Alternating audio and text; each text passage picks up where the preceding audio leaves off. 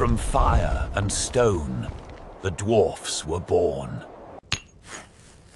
The first flame lit their bond, a tribe forged in survival. They learned to hunt in silence, against beasts of towering might. Their survival demanded courage and blood.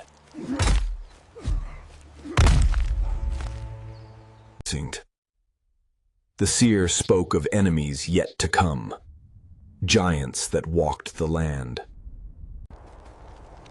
And so, the world revealed its monstrous guardians. To claim the land, they must face giants. The clash shook the earth itself.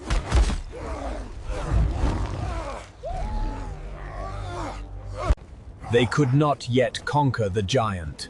They turned to the earth for refuge. And thus began their first council, bound to rise against the beasts of the world.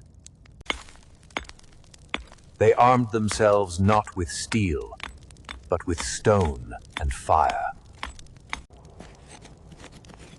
Their memory was etched in stone, their future whispered in shadow. The giant had returned, and this time they would not flee. Stone and unity became their armor. They struck, small as ants, yet fierce as fire. But rage made the earth itself tremble.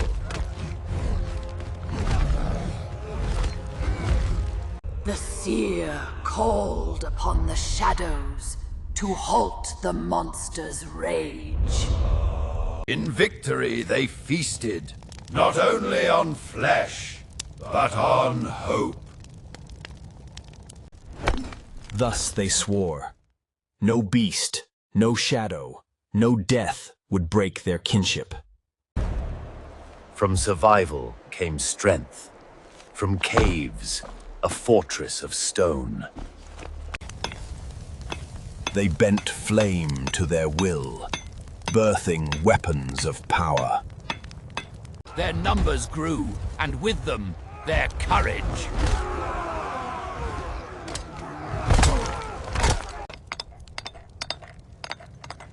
Their story was carved into the bones of the earth. But the earth bore not one tribe alone.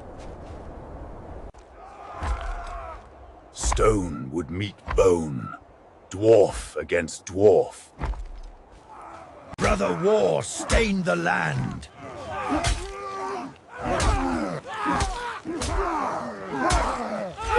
But the seer spoke of a greater enemy, one that would crush both tribes alike. The earth itself birthed monsters beyond imagination. Enemies became brothers, for survival bound them tighter than blood. The serpent struck with the fury of the earth itself. Stone shields held against death's coils. One arrow found its mark, blinding the beast. But chaos reigned, where sand and blood became one. Ancient words bound the land to their will.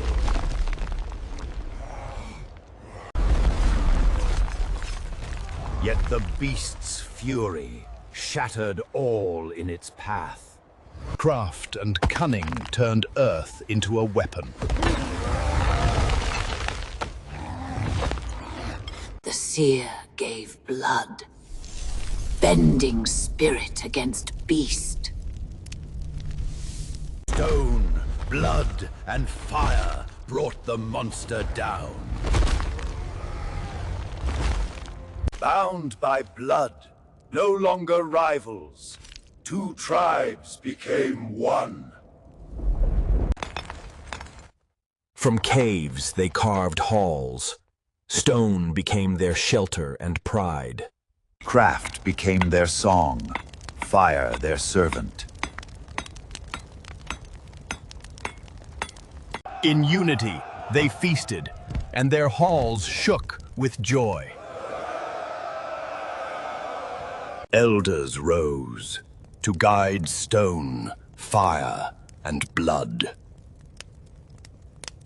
They danced with the sky, calling to the unseen.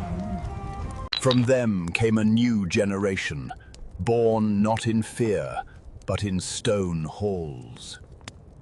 Song became strength, echoing in the bones of the world.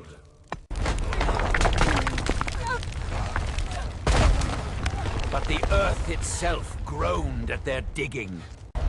And in their digging, they woke what should have slept. The deep earth stirred, and terror walked in silence. They had awoken, a watcher of the deep. Its cry broke stone, and their courage wavered. They fled where light had never touched.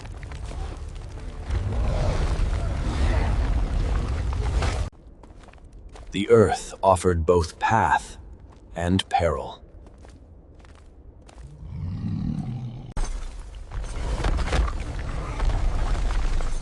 And the earth devoured what it had given. The seer spoke of war unending, and the price of stone's secrets. They brought fire to the deep, though flame burned them as well. And there they found the gate, older than memory, carved before the dwarfs themselves. Older than memory, older the stone, the gate spoke in silent fire. The seer warned. Within the gate lies both power and doom. Still, their hands would not rest. Stone must wield to stone. And the light of forgotten ages burned their eyes. A city in the dark, built by hands not their own. Thrones of kings who ruled before memory, empty yet waiting.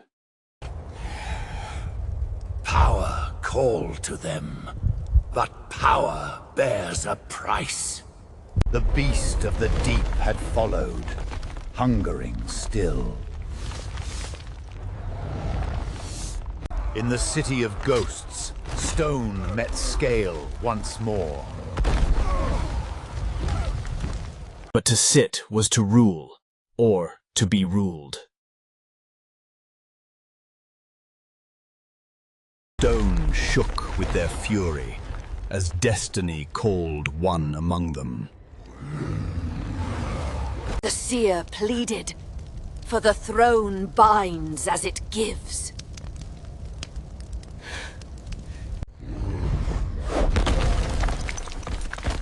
The ancient seats broke beneath ancient wrath. One stood as the mountain itself, so others might live. One arrow found its mark, though doom still stirred.